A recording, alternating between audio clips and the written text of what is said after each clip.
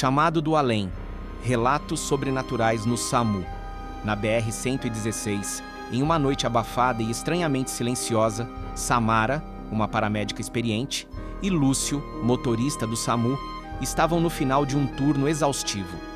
As últimas horas haviam sido tranquilas demais, deixando no ar uma sensação inquietante, como se algo estivesse prestes a acontecer.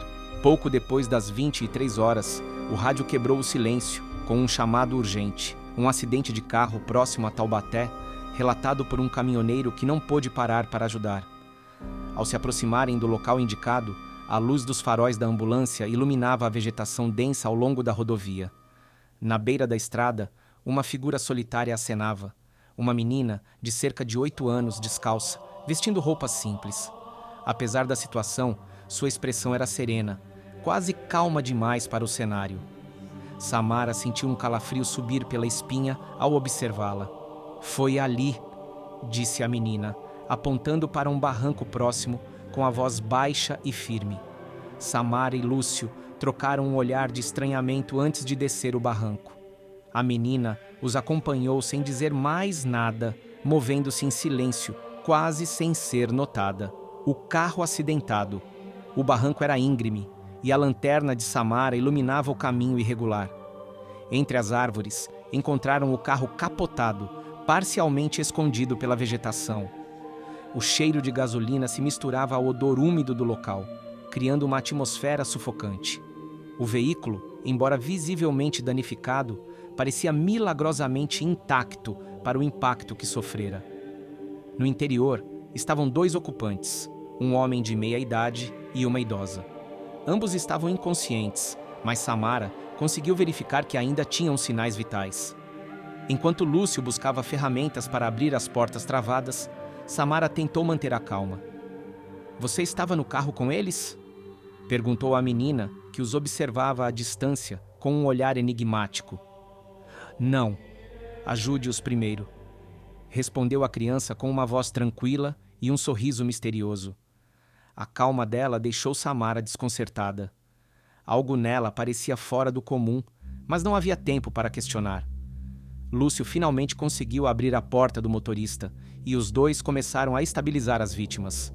No entanto, enquanto trabalhavam, Samara notou algo estranho. Não havia assento infantil no carro, nem qualquer indício de que uma criança estivesse viajando com eles. Quando se virou para questionar a menina, ela havia desaparecido. "Onde ela foi?" perguntou Samara, olhando ao redor. "Deve ter subido para matar a estrada", respondeu Lúcio sem dar muita importância. Mas Samara sabia que algo estava errado. O silêncio ao redor parecia mais denso, quase palpável, como se o ambiente tivesse mudado. O rádio e o brinquedo. De volta à ambulância, o clima continuava tenso. Enquanto monitoravam as vítimas, o homem começou a recobrar a consciência. Ele murmurava algo desconexo, palavras entrecortadas que Samara não conseguia entender. "Você está seguro agora. Estamos a caminho do hospital", disse ela, tentando acalmá-lo. Ele abriu os olhos por um breve instante e murmurou: "Não deixem ela sozinha. Ela ainda está lá." Samara sentiu um calafrio, mas antes que pudesse perguntar mais, ele desmaiou novamente. O rádio da ambulância chiou de repente, emitindo uma estática alta, seguida de algo que parecia uma risada infantil. Lúcio rapidamente desligou o aparelho. "Deve ser interferência", disse ele, tentando disfarçar o desconforto. Samara olhou para a maca onde havia deixado um brinquedo que encontrou próximo ao carro, uma boneca de pano velha, mas o objeto não estava mais lá. "Lúcio, você mexeu no brinquedo?" perguntou ela. "Que brinquedo?" respondeu ele, confuso. Samara olhou ao redor da ambulância, mas a boneca parecia ter sumido. À volta ao local do acidente inquieta, Samara convenceu Lúcio a voltar ao local do acidente. "Não faz sentido.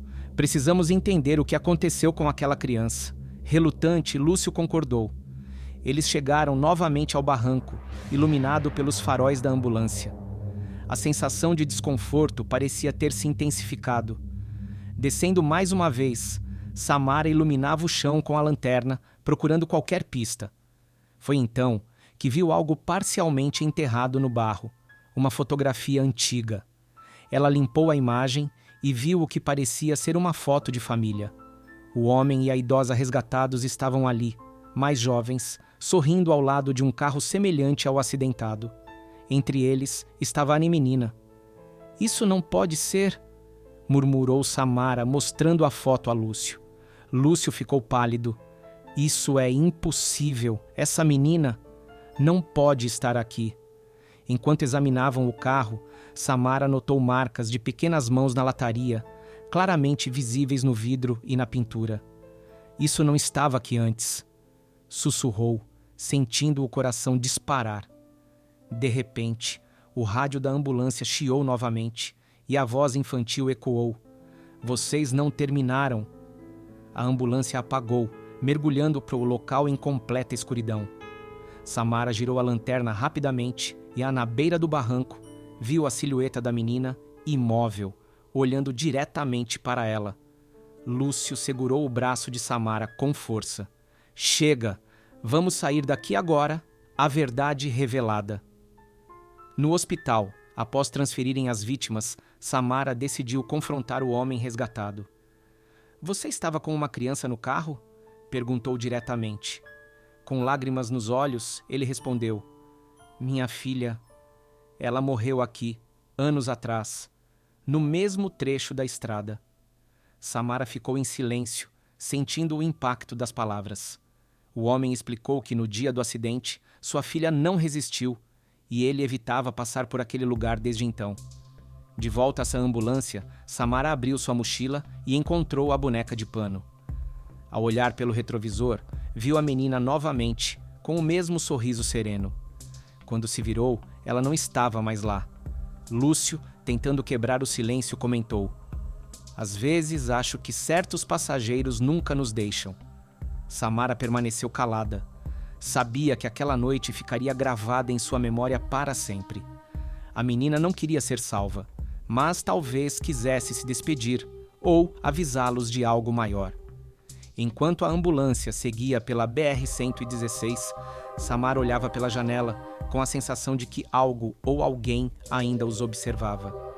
Talvez algumas almas não encontrem descanso. Talvez estejam apenas esperando serem lembradas.